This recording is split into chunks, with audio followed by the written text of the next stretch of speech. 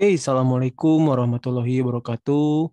Balik lagi ya teman-teman dalam channel Dosen Muda Bicara. Nah, pada video kali ini saya tuh mau sharing nih perihal pendapat-pendapat tentang manajemen. Jadi nanti akan saya berbicara mengenai pandangan-pandangan tentang manajemen, lalu juga definisi mengenai manajemen, dan terakhir adalah unsur-unsur manajemen. Kita mulai dari pandangan-pandangan, gitu ya. Jadi ada beberapa pandangan yang terkait dengan manajemen ini. Pertama, ada yang memandang manajemen itu sebagai sebuah sistem. Oke, kalau kita kalau kita berbicara konteks sistem, pasti ada elemen atau komponen gitu ya.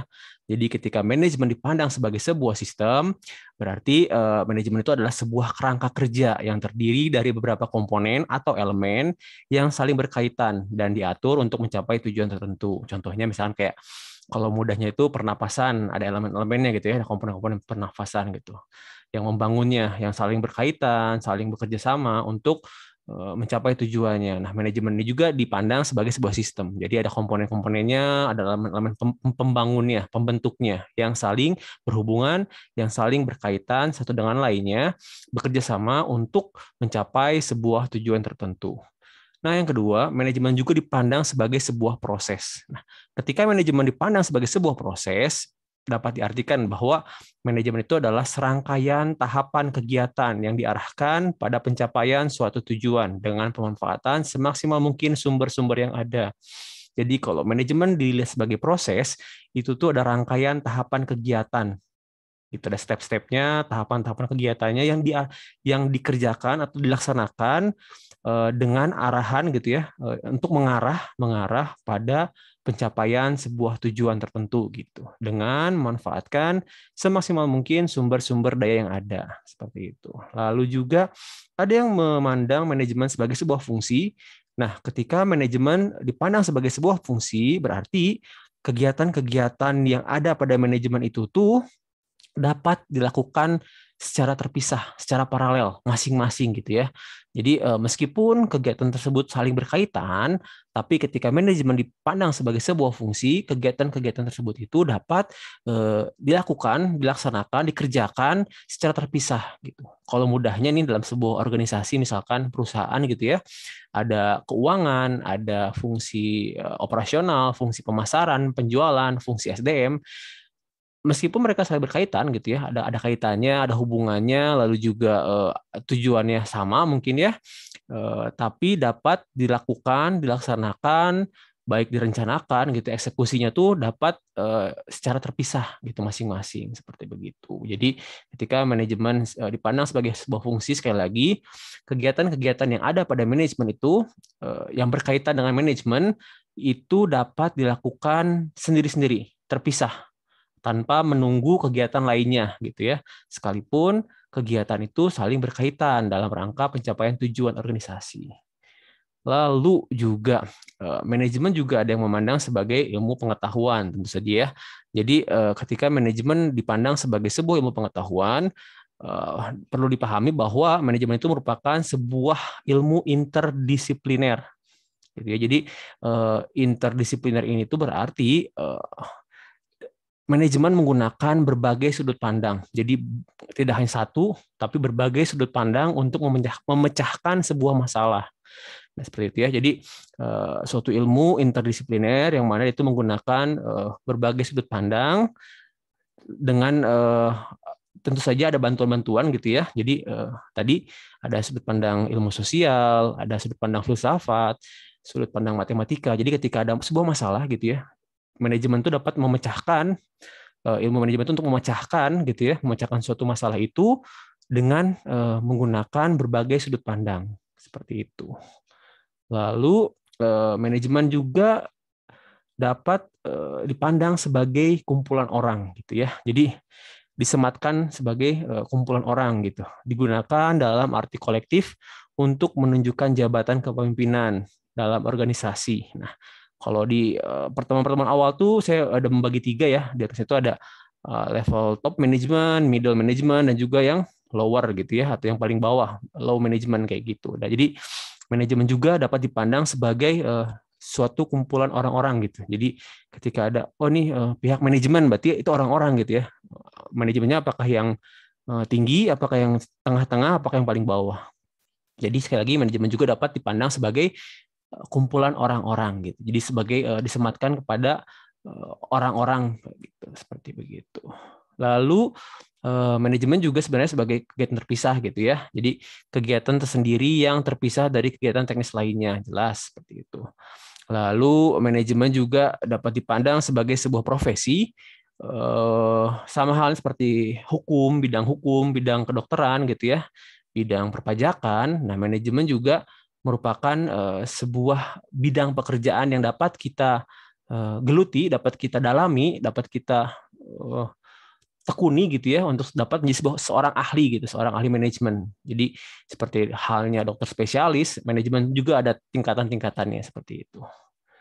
Lalu, nah ini kita masuk nih ke definisi manajemen. Ada beberapa pakar gitu ya yang mengartikan manajemen seperti itu apa.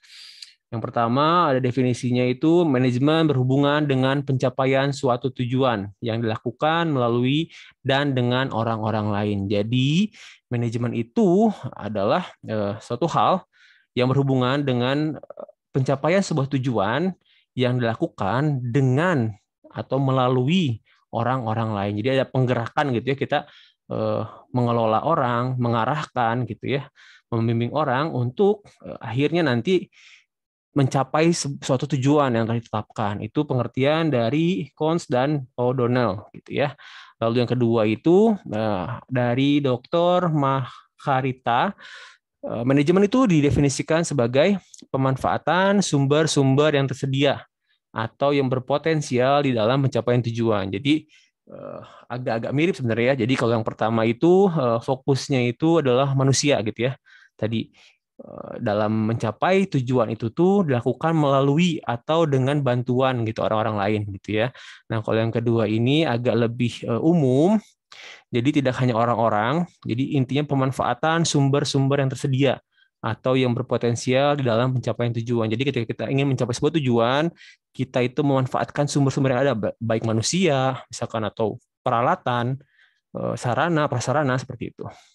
Lalu, nah ini ya sumber manajemen itu ada banyak ya, ada orang, atau material, ada tadi peralatan, mesin gitu ya, ada metode-metode, waktu, dan prasarana lainnya seperti tanah, gedung, dan alat angkutan, dan mungkin perkakas, dan sebagainya lah, banyak hal. Lalu juga ada yang mendefinisikan manajemen sebagai suatu proses yang berhubungan dengan bimbingan kegiatan kelompok dan berdasarkan atas tujuan yang jelas yang harus dicapai dengan menggunakan sumber-sumber tenaga manusia dan bukan tenaga manusia. Itu menurut Insinyur Tom Degenars. Ya, jadi sama sih intinya ketika kita ingin mencapai sebuah tujuan, lalu kita memanfaatkan sumber-sumber daya yang ada gitu ya, apakah manusia, bukan manusia, peralatan, sarana, prasarana gitu kan, waktu, biaya gitu. Nah, itu tuh berarti adalah definisi dari manajemen. Jadi mengelola itu semua gitu ya. Lalu juga ada pengertian suatu proses yang dibeda-bedakan atas perencanaan, pengorganisasian, penggerakan pelaksanaan, dan pengawasan dengan memanfaatkan baik ilmu maupun seni agar dapat menyelesaikan tujuan yang telah ditetapkan sebelumnya. Nah, yang terakhir ini George Terry ini tuh dia udah mulai masuk ya ke unsur-unsurnya. Ada perencanaan atau planning, ada organizing, lalu juga penggerakan, actuating ya, lalu controlling seperti itu. Ini definisi manajemen tadi ya. Intinya sih gampang sih. Jadi kalau secara teori gampang gitu ya maksudnya. Intinya tuh kita tuh menggunakan, mengelola, merancang gitu ya, memplotting sumber-sumber yang ada gitu untuk mencapai sebuah tujuan organisasi yang telah ditetapkan. Sumber-sumber daya itu yang macam-macam tadi ya, manusia, bukan manusia, sarana, prasarana gitu ya, peralatan, gedung dan lain-lain. Nah, ini juga ada nah kita masuk unsur-unsur ya. Ini unsur-unsur sekarang ada banyak versi sebenarnya, ada banyak versi gitu ya perihal unsur-unsur ini. Kayak ini misalkan Newman itu bilangnya POASCO, ada planning atau perencanaan, ada organizing, ada assembling resources, pengumpulan sumber gitu ya, lalu juga pengumpulan sumber daya ya, lalu juga supervising, penilaian kerja, controlling, pengawasan. Ini Newman. Lalu Dalton, Dalton McFarland itu POCO ya bilangnya, ada planning, organizing, controlling. Seperti itu. Lalu juga Taylor bilangnya ada PDO, planning, directing, dan organizing. Nah, si Taylor ini bilangnya itu bahwa supervising dan controlling itu ada atau termasuk dalam bagian directing gitu ya, pembinaan kerja, membimbing gitu. Membimbing itu memsupervisi gitu ya, mengawasi juga gitu, mengatur seperti itu. Lalu juga ini ada Cons dan O'Donnell, ini bilangnya itu POSDICO, planning, organizing, staffing, directing, controlling. Lalu juga ada Luther Gulick, ini agak banyak ya, pos D Corp gitu, ada planning, organizing, staffing, directing, coordinating, reporting, budgeting, jadi ini lebih rinci lagi gitu. Oke, nah ini yang George tadi ya, yang ada juga di definisi itu, ini yang mungkin yang saya paling kenal kali ya, paling kenal dan paling familiar gitu. Saya pun pertama kali baca-baca manajemen tuh taunya POAK gitu ya, planning, organizing, actuating, dan controlling. Seperti itu. Ini adalah unsur-unsur yang membangun sebuah manajemen. Gitu.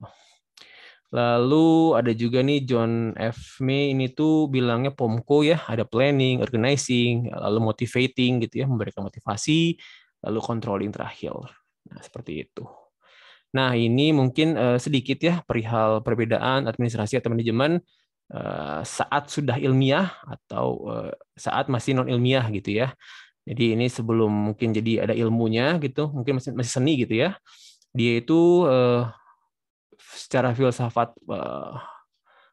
tuh dia job center gitu ya. Jadi dia fokusnya itu kepada pekerjaannya, fokusnya itu pada hasil kerjanya gitu ya, pekerjaannya seperti apa.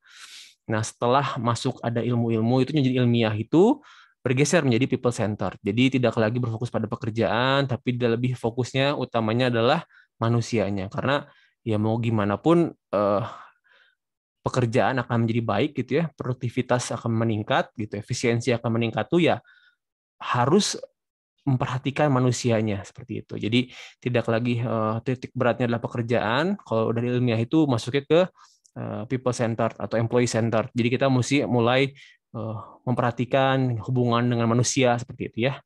Lalu pendekatannya tadi kalau misalkan yang non ilmiah itu dia kalau aku punya efektivitas atau ketercapaian tujuan gitu ya. Yang penting tercapai tujuannya gitu kan. Kayak gitu. Jadi tercapai tujuannya dan dia tidak terlalu memperhatikan perihal efisiensi gitu. Nah, kalau misalkan udah ilmiah, udah menggunakan ilmu gitu ya, ada teori-teorinya, dilihatnya itu lebih jauh, jelas harus tercapai tujuannya, tapi diperhatikan juga efisiensi dan ekonomisnya. Jadi harus efisien. Jadi untuk mencapai sebuah tujuan itu harus dilakukan secara seefisien mungkin seperti itu ya. Lalu kalau untuk metode kerjanya waktu pas belum non ilmiah gitu ya masih belum ada sistem bilang ya. Belum ada sistem atau sistemnya masih coba-coba. Nah, setelah masuk ke fase ilmiah itu metode kerjanya sudah sistematis sesuai dengan SOP yang baku, lalu juga pekerjaan-pekerjaannya, lalu juga keputusan-keputusannya itu diambil berdasarkan data. Lalu yang terakhir cara bekerjanya ketika masih non ilmiah itu masih tradisional gitu ya dan lamban.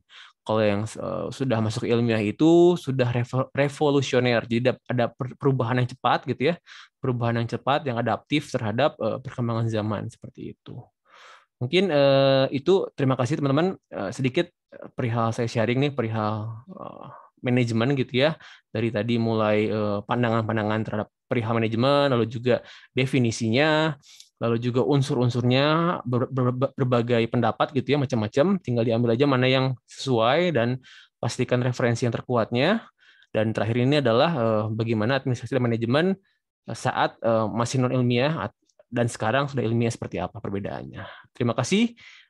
Jangan lupa di subscribe, lalu juga komen, dan share ke teman-teman yang mungkin membutuhkan. Terima kasih sekali lagi.